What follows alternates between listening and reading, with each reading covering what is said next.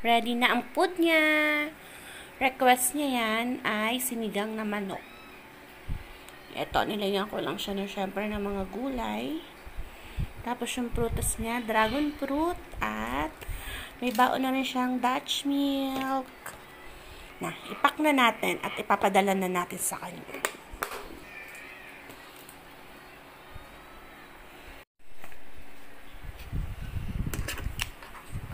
May pangalan talaga tong bag niya. Para hindi mawala sa school at nagpapalit-palitan daw. Papalit-palitan sila ng food, kaya kailangan may pangalan. Yan. Yan na, ang baon niya.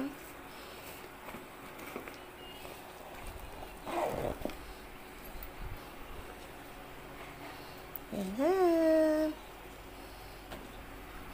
Siya, gisingin mo na si Daddy ka. Madali na yung baon ni Rika.